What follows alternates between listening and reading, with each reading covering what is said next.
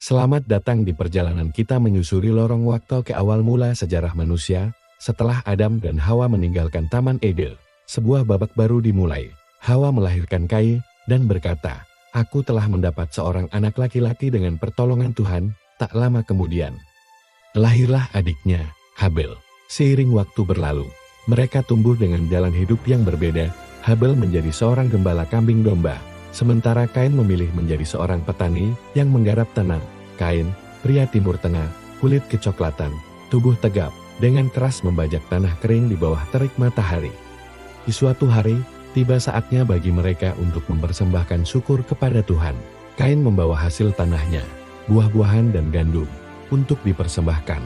Habel pun membawa persembahan, namun ia memilih yang terbaik, anak sulung dari kambing dombanya. Tuhan melihat jauh ke dalam hati mereka. Tuhan mengindahkan persembahan Habel yang tulus dan penuh iman.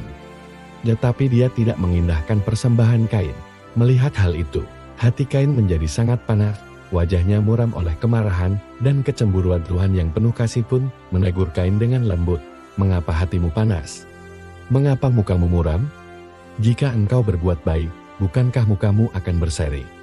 Tetapi jika engkau tidak berbuat baik, dosa sudah mengintip di depan pintu." Namun, Kain membiarkan amarah menguasai dirinya. Ia mengajak Habel ke padang, dan di sana, dalam kesunyian, Kain memukul saudaranya itu hingga tewas. Itulah pembunuhan pertama di bumi. Tuhan bertanya kepada Kain, "Di mana Habel, adikmu itu?" Dengan dingin Kain menjawab, "Aku tidak tahu. Apakah aku penjaga adikku?" Namun, darah Habel berteriak dari tanah kepada Tuhan sebagai hukuman.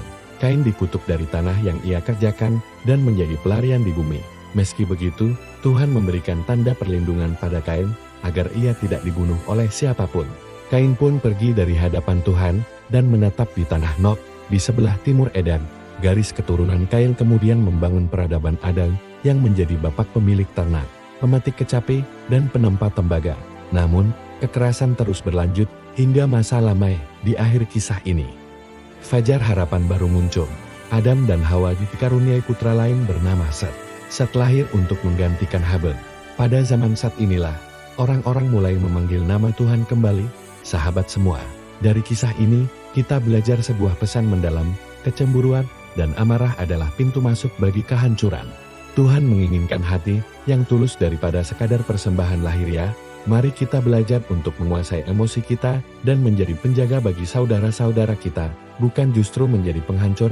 Kesimpulannya, Kejadian pasal 4 menunjukkan bahwa meskipun manusia jatuh ke dalam dosa yang sangat kejam, kasih karunia Tuhan tetap menyediakan jalan bagi harapan baru melalui keturunan yang setia. Terima kasih telah menonton video ini.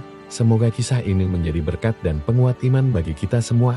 Sampai jumpa di kisah Alkitab selanjutnya. Tuhan memberkati.